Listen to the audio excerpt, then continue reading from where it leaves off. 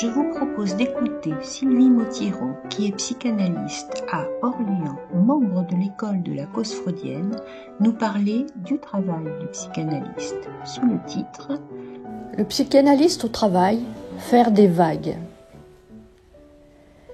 Le dire de l'analysant, c'est un autre truc, dit Lacan. Un autre truc que celui des dits qui résulte d'une parole pleine, saturée par le sens et vidée de ses dires où se répètent les tours de l'insatiable demande du sujet qui parle en analyse. Revient à l'analyste, par son interprétation, de se situer au centre de cette contradiction qui marque l'opération analytique entre l'exclusion du sens et la portée des mots que Lacan continue d'interroger à la toute fin de son enseignement. C'est précisément de cet endroit qui résonne avec l'expérience de mon propre parcours analytique que se pose pour moi le désir de déplier cette question. Sans nul doute, ce parcours qui est le mien oriente aujourd'hui ma pratique de psychanalyste qui indéniablement recourt au sens alors que l'idée même de réel l'en exclut. Alors comment apparaît l'expression de l'inconscient lors d'une psychanalyse ? Elle s'accorde au mouvement de la motion pulsionnelle dont la formule cachée tente de s'articuler dans le récit de chaque analysant. Il appartient alors à l'analyste, par son interprétation, d'en révéler, à l'occasion, le sens caché en tenant compte de cet éclairage qu'apporte Lacan à la fin de son enseignement. Je cite « L'interprétation est faite pour faire des vagues et non pour être comprise. »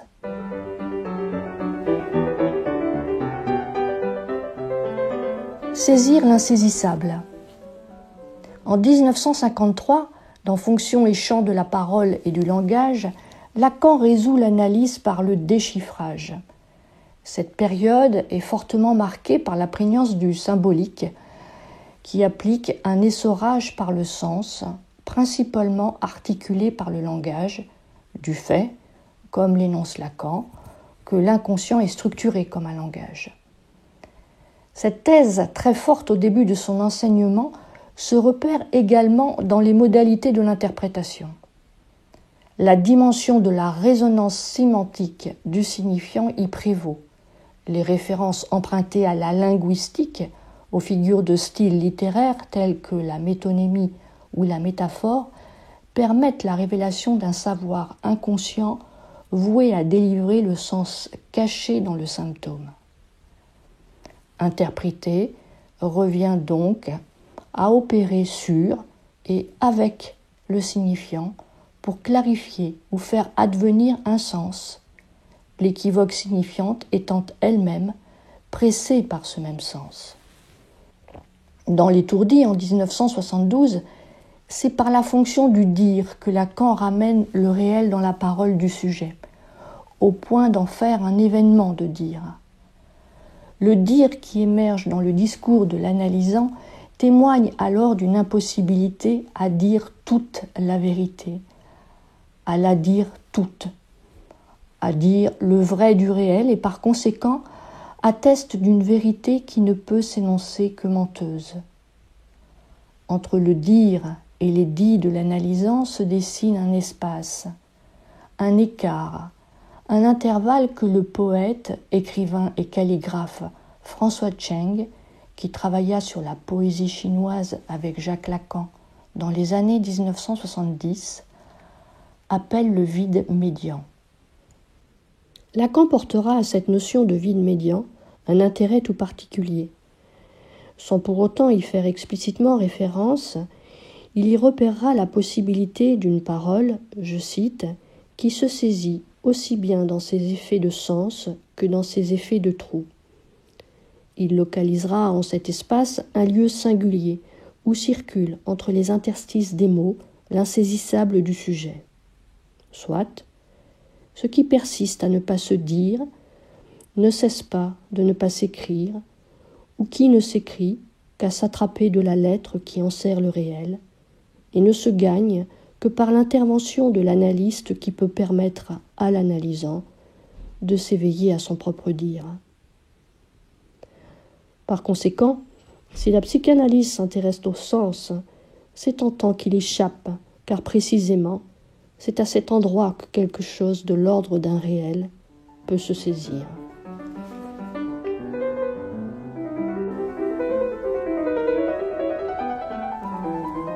Du sens au son, surprise. C'est au-delà de l'équivoque qui nourrit le sens que l'analyste va orienter son tir et faire sourdre la sonorité d'un signifiant qu'il choisit de faire résonner. Hors sens, tel un Witz, qui par l'effet de surprise peut produire le réel d'un effet de sens. L'intervention de l'analyste s'attrape ici dans l'effet d'un dire qui porte au-delà de la parole, à condition de le saisir, se dire, non pas par l'imaginaire ou le symbolique, mais plutôt par le réel. Le travail de l'analyste consiste donc à ajuster sa posture afin d'accueillir, mais aussi de susciter autre chose que le sens par l'interprétation. Celle-ci n'est pas théorique, ni suggestive, ni impérative, nous dit Lacan, mais elle est équivoque. Comme le signifiant, elle ouvre à plusieurs significations. Il s'agit donc pour l'analyste de se faire caisse de résonance, mais aussi point d'obstacle afin de renvoyer au sujet l'écho de son dire dans le réel.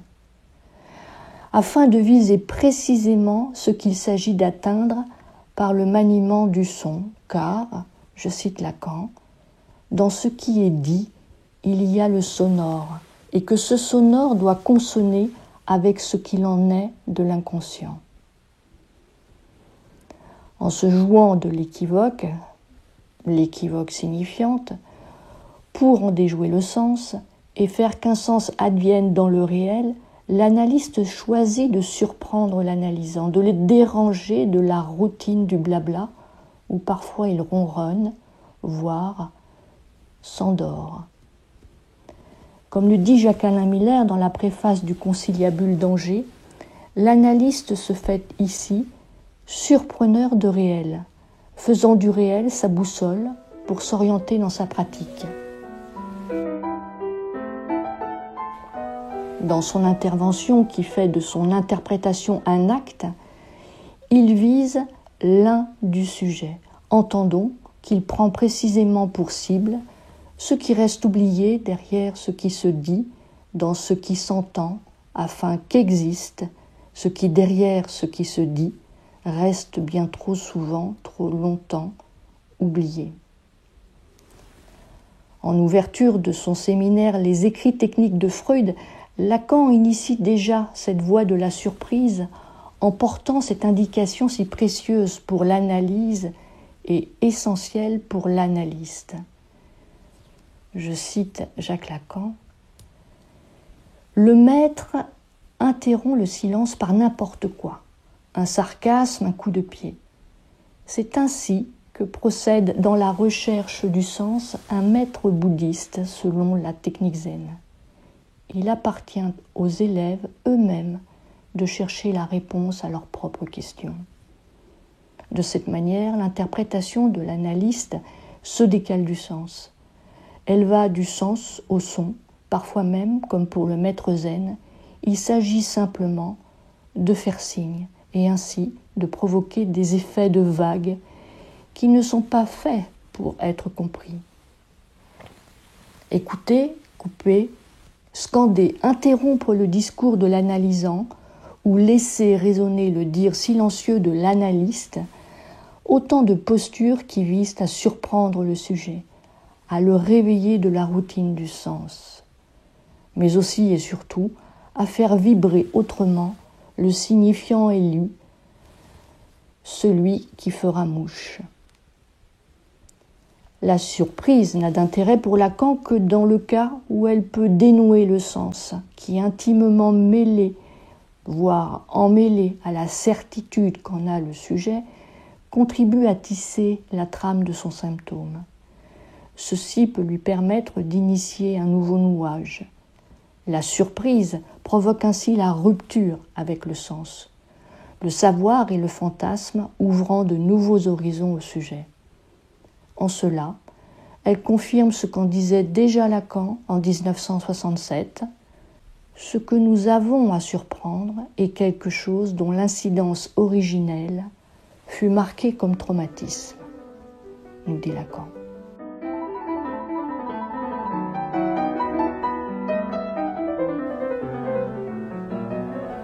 Trouvaille du sujet, une fulgurance.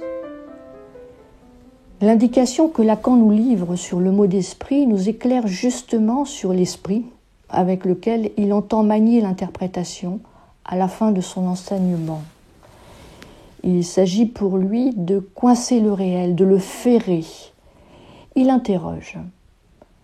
Pourquoi est-ce qu'on n'inventerait pas un signifiant nouveau ? Un signifiant, par exemple, qui n'aurait, comme le réel, aucune espèce de sens. C'est même en ça que consiste le mot d'esprit. Ça consiste à se servir d'un mot pour un autre usage que celui pour lequel il est fait. On le chiffonne un peu, et c'est dans ce chiffonnage que réside son effet opératoire. À suivre la structure du mot d'esprit, et Freud dans ce qu'il en dit, le mot d'esprit consiste en un witz ou lapsus réussi. Lorsque surgit de l'inconscient, il parvient à en surprendre l'auteur lui-même et à se faire authentifier par un tiers. Soutenir une telle pointe de l'esprit, Einfall, elle-même à l'origine d'un message incongru, permet, comme nous l'indique Lacan, de promouvoir l'idée de nouveau dans le dire. Il précise un signifiant nouveau qui n'aurait aucune espèce de sens, ce serait peut-être ça qui nous ouvrirait à ce que de mes pas pathos j'appelle le réel. Pourquoi est-ce qu'on ne tenterait pas de formuler un signifiant qui, contrairement à l'usage qu'on en fait actuellement, aurait un effet ? Lacan, ici, insiste sur le mot d'esprit en tant qu'il produit un effet de surprise. Sa dynamique ouvre un espace, un écart qu'il ne s'agit justement pas de saturer par le sens, mais au contraire, de laisser à la libre interprétation du sujet, qui lui-même en sera étonné et surpris par l'inattendu de sa propre trouvaille. Cette découverte inaugure pour le sujet une perte qui implique pour lui l'émergence d'un nouveau savoir qui le dérange dans ses certitudes et lui ouvre la possibilité d'écrire une nouvelle version de son histoire, un nouveau nouage, soit un nouage inédit. Synthétique, immédiat et fulgurant, le mot d'esprit est comparable à la vitesse de l'éclair, blitz, ce qui conduit Lacan à le traduire par trait d'esprit. Il en accentue de cette manière la fulgurance langagière par la consonance entre blitz et witz, et souligne le caractère hors sens, ce qui est à entendre du côté du pas de sens, comme on dirait pas de vis ou pas de 4. C'est le pas vidé de toute espèce de besoin, qui dans le trait d'esprit peut tout de même manifester ce qui en moi est latent de mon désir. Et c'est quelque chose qui peut trouver écho dans l'autre, mais pas forcément. Dans le mot d'esprit, l'important est que la dimension du pas de sens soit reprise, authentifiée. Et Lacan d'ajouter que si le mot d'esprit a un sens, c'est justement d'équivoquer, et c'est en cela qu'il donne le modèle de la juste interprétation analytique. Cet exemple du mot d'esprit illustre parfaitement la définition de l'interprétation apophantique que Lacan donne dans L'étourdi en se référant à l'oracle. Il ne révèle ni ne cache, mais en tant qu'il fait signe. Précisément, il s'agit d'une interprétation qui n'implique pas forcément une énonciation et dont Lacan souligne qu'elle peut basculer de l'effet de sens vers un effet de sens réel. Comme il l'indique à Nice, je cite, « Il y a de fortes chances que ce qu'il y a de plus opérant, c'est un dire qui n'a pas de sens et qui puisse permettre, selon l'expression de Lacan, de ferrer un bout de réel afin qu'en surgisse un signifiant neuf qui émerge dans le dire du sujet. C'est cette dynamique du double effet qui intéresse Lacan. Un sens doublé d'un pas de sens, qui fait trou dans le signifiant, dont il retrouvera le mouvement si singulier dans la poésie chinoise. Voilà pourquoi il propose de s'inspirer de la poésie et recommande aux analystes d'en prendre de la graine. Il annonce « Vous verrez que c'est le forçage par où un psychanalyste peut faire sonner autre chose que le sens. » Et il ajoute « Le sens, c'est ce qui résonne à l'aide du signifiant. Mais ce qui résonne, ça ne va pas loin, c'est plutôt mou. Le sens, ça tamponne. » Effectivement, le sens promu par la linguistique fixe les choses, il suture, il pétrifie, il sidère, enferme, voire il endort.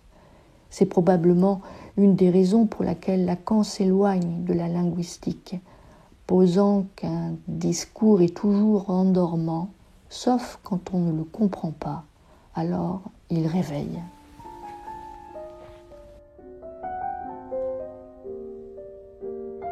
C'est avec l'écriture poétique chinoise que Lacan choisit de réveiller la pratique analytique et de fait celle des analystes.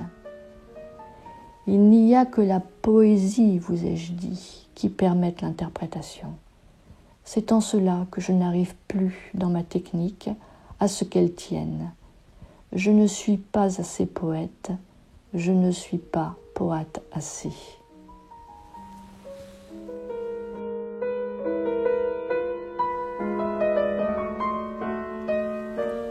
Quand le singulier écrase l'universel. Poésie. Lacan trouve dans la poésie chinoise une modalité d'accès au réel, et dans l'acte poétique, la matrice de l'acte analytique qui par la suite le conduira à l'écriture du nœud borroméen.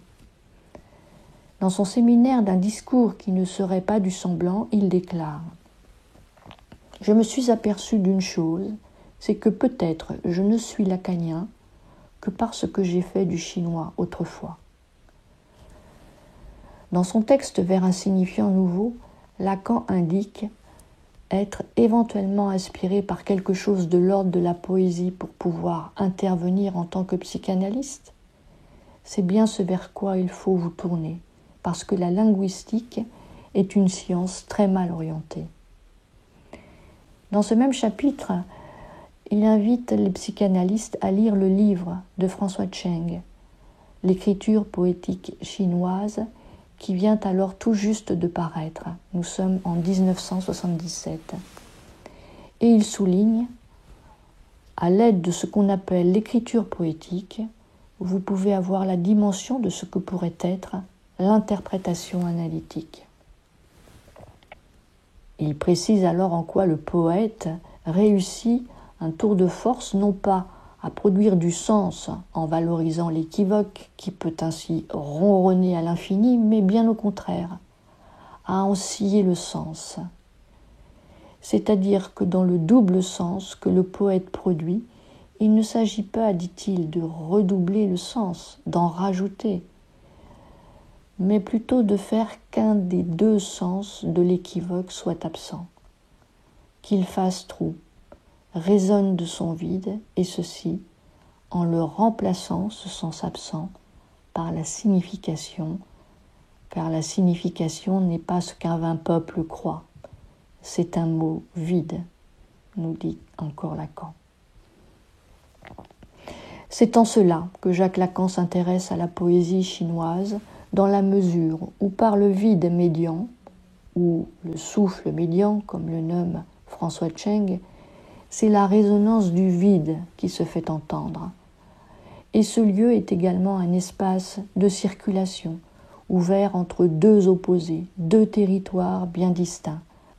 Un entre-deux qu'Éric Laurent compare à une sorte de version du littoral, soit ce qui sépare deux choses qui n'ont entre elles aucun moyen de tenir ensemble, ni aucun moyen de passer de l'une à l'autre. C'est par conséquent la possibilité, dit-il encore, de faire tenir ensemble ce qui ne tient pas ensemble, le réel et le sens. Au cours de leur rencontre, Jacques Lacan et François Tcheng s'attacheront à préciser ce qui, dans l'écriture poétique, implique le vide et comment la poésie se trouve singulièrement travaillée par lui, le vide. Dans ces innombrables antres, là où grouille la vie et se révèle le vivant, à tout instant peut surgir l'inespéré, l'inattendu, toujours neuf d'un sursaut d'où peut s'éveiller le sujet. C'est au creux de ces écarts, au royaume de l'intervalle dans la pluie de la vallée où poussent les âmes, selon l'expression du poète John Keats, reprise ici par François Tcheng, que chaque vivant peut prendre conscience de son unicité et ainsi trouver consistance dans ce qui de lui se révèle hors sens et reste insaisissable. À l'occasion de la publication du livre de François Tcheng, Jacques Lacan envoie à l'auteur ces quelques mots. Je le dis, désormais tout langage analytique doit être poétique. Ce que Lacan attrape dans l'écriture poétique chinoise et qui inaugure les prémices de l'écriture borroméenne, c'est le trou. Le trou qu'elle parvient à serrer, à dessiner dans l'espace sonore, comme dans l'écriture, en faisant un nœud qui fait tenir ensemble l'imaginaire et le symbolique et fait nouage avec le réel. La métaphore et la métonymie n'ont de portée pour l'interprétation qu'en tant qu'elles sont capables de faire fonction d'autre chose, ce par quoi s'unissent étroitement le son et le sens. C'est pour autant qu'une interprétation juste est un symptôme que la vérité se spécifie d'être poétique, nous dit Jacques Lacan. C'est en doublant le sens que la poésie chinoise peut produire aussi bien un effet de sens qu'un effet de trou, et qu'ainsi elle peut guider l'analyste dans le maniement de l'interprétation analytique. Voici ce qui fascine Lacan dans l'écriture poétique chinoise. C'est ce qui s'élide dans la cursive où le singulier de la main écrase l'universel. La langue chinoise et son écriture offrent l'opportunité de saisir ce point où le singulier de l'énonciation dérange et bouscule le particulier. Fait événement de corps et fait ainsi résonner cette phrase si connue de Lacan, je cite, « Les pulsions, c'est l'écho dans le corps du fait qu'il y a un dire ». Les signes gardent quelque chose de la main du calligraphe qui les a tracés.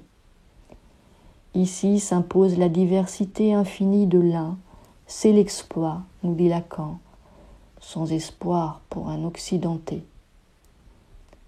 C'est cette présence du sujet dans la lettre qu'évoque Lacan dans Littérateur, qui ne vaut qu'au un par un. C'est un pari, nous dit-il, qui se gagne avec de l'encre et un pinceau.